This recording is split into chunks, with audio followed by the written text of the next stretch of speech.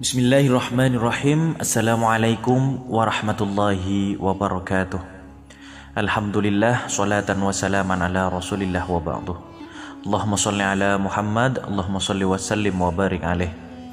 Kisah ini merupakan kisah orang yang sangat miskin dan dililit hutang yang sangat menumpuk, dan akhirnya dapat melunasinya dengan membaca sebuah bacaan yang mana bacaan tersebut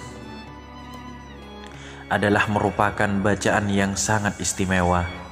Bahkan bukan hanya dapat melunasi hutang-hutangnya, namun orang miskin tersebut mendapatkan hadiah ratusan juta, bahkan puluhan kali lipat dari hutangnya tersebut.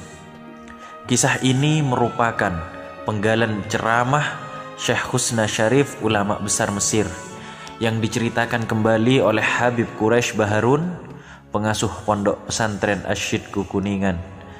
Berkah membaca sholawat dan kecintaannya kepada baginda Nabi besar Muhammad SAW, seorang laki-laki terbebas dari lilitan hutang dan ancaman penjara. Dikisahkan seorang laki-laki yang terbelit hutang hidup dalam tumpukan hutang dan terancam penjara karena tak sanggup membayar hutangnya. Dulunya ia kaya raya, lalu jatuh bangkrut sehingga mempunyai hutang yang amat sangat banyak. Setiap hari rumahnya didatangi orang-orang untuk menagih hutang. Hingga suatu hari ia pergi ke tempat salah seorang saudagar kaya raya untuk meminjam uang. Ia akan meminjam uang sebanyak 500 dinar. Saking terkenalnya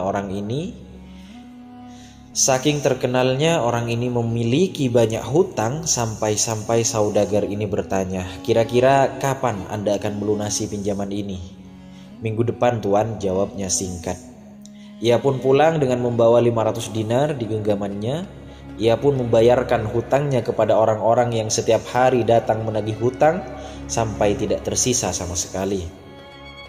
Hari demi hari ia bertambah sulit dan kondisi ekonominya kian terpuruk. Hingga tempo pembayaran hutangnya pun tiba. Saudagar kaya itu mendatangi rumahnya dan mengatakan, "Tempo hutang Anda telah tiba."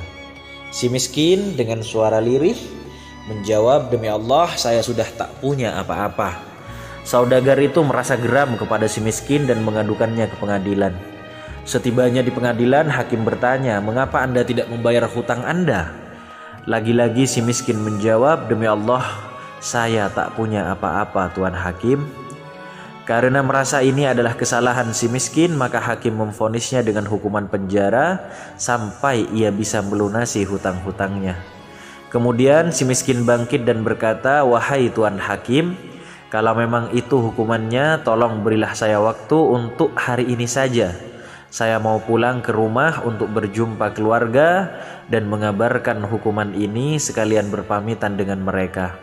Kemudian saya berjanji akan kembali besok hari untuk menjalani hukuman saya di penjara." Hakim menyahuti si miskin dengan mengatakan, "Bagaimana mungkin saya bisa percaya? Apa jaminan kamu kalau kamu bakal kembali besok? Sedangkan hari ini aku telah memvonismu hukuman penjara." Lelaki itu terdiam, tetapi seolah-olah mendapatkan ilham, mendapatkan petunjuk di benaknya. Ia menjawab dengan yakin dan mantap. Ia menjawab dengan suara yang lirih, "Rasulullah Muhammad SAW, jaminanku wahai Tuan Hakim, jika besok aku tidak datang, maka aku bukanlah termasuk umat Rasulullah Muhammad SAW." Mendengar itu si hakim tersentak kaget. Mendengar itu si hakim tersentak diam dan tersentuh serta terenyuh hatinya. Ia sadar betapa agungnya Rasulullah Muhammad SAW. Tidak mungkin dia akan berdusta. Kemudian si hakim mengizinkannya pulang hingga esok hari. Sesampainya di rumah, dia mengabarkan kondisinya kepada istrinya bahwa besok dia akan dipenjara. Lantas istrinya bertanya, "Wahai suamiku, lantas mengapa sekarang engkau bisa bebas jika besok engkau akan dipenjara?" "Aku meletakkan nama Rasulullah Muhammad SAW sebagai jaminanku," jawab suaminya mantap. Mata istrinya pun berkaca-kaca dan air mata menetes sembari berkata kepada suaminya, Selama Rasulullah masih menjadi jaminan bagimu, maka mari kita bersolawat untuknya. Dan mereka pun bersolawat kepada Rasulullah dengan rasa cinta yang teramat dalam. Sampai akhirnya mereka tertidur, dan di dalam tidurnya laki-laki itu bermimpi melihat Rasulullah Muhammad SAW memanggilnya. Hai fulan, jika besok telah terbit fajar, maka pergilah ke tempat ulama yang bernama fulan dan sampaikan kepada ulama tersebut bahwa aku menitipkan salam untuknya, dan suruhlah ia agar menyelesaikan hutang-hutangmu. Jika ulama itu tidak percaya, sampaikan 2 bukti ini. Kemudian si miskin itu bertanya, apa kedua bukti itu wahai Rasulullah? Rasulullah Muhammad SAW bersabda, Rasulullah Muhammad SAW berkata, katakan kepadanya bahwa di malam pertama ia sudah membaca sholawat untukku 1000 kali, dan di malam terakhir dia ragu di dalam jumlah bilangan sholawat yang dibacanya. Sampaikan padanya bahwa ia telah menyempurnakan bilangan sholawatnya. Seketika lelaki miskin itu terbangun, dan pagi harinya ia pergi menuju ulama dan berjumpa dengannya. Tanpa buang-buang waktu, si miskin menyampaikan apa yang dialaminya di dalam mimpinya. Wahai tuan, wahai ulama, wahai alim, Rasulullah Muhammad SAW telah menitipkan salam untuk Anda dan meminta Anda agar menyelesaikan hutang-hutangku. Sang ulama tersebut bertanya, apa bisa dipercaya kebenaran mimpimu itu? Laki-laki miskin itu pun menyampaikan kedua bukti sebagaimana yang telah diperintahkan oleh Rasulullah Muhammad SAW di dalam mimpinya. Orang miskin tersebut berkata, Rasulullah Muhammad SAW berkata, di malam pertama Anda telah bersolawat kepada Rasulullah Muhammad SAW sebanyak 1000 kali, dan itu sudah Rasulullah terima. Dan di malam kedua Anda ragu dengan jumlah bilangan solawat Anda, kata Rasulullah. Bilangannya sudah sempurna dan telah beliau terima. Mendengar itu, spontan ulama itu menangis karena berita yang sangat menggembirakan bahwa solawatnya diterima oleh sosok manusia yang paling agung, Rasulullah Muhammad SAW, di alam semesta ini, makhluk yang paling agung di alam semesta ini. Maka ulama itu memberikan uang 500 dinar dari Baitul Mal untuk melunasi hutang-hutang si miskin tersebut. Dan ulama tersebut juga memberikan lebih dari 500 dinar itu, lebih dari hutangnya. Ulama tersebut memberikan hadiah sebesar 2.500 dinar, padahal hutang si miskin tersebut hanya 500 dinar. Namun ulama tersebut memberikan 2.500 dinar dari harta pribadinya untuk si miskin sebagai tanda terima kasih atas berita gembira yang telah ia sampaikan. Bayangkan, hutangnya hanya 500 dinar, diberikan hadiah sebanyak 2.500 dinar dari harta pribadi ulama tersebut. Ini adalah merupakan keajaiban sholawat. Tidak terhenti di situ saja. Kisah ini akan terus berlanjut. Tidak beberapa lama kemudian si miskin bergegas pergi ke hakim untuk menyelesaikan perkaranya. Sesampainya di depan hakim, sesampainya di pengadilan, sesampainya di tempat hakim, tiba-tiba si hakim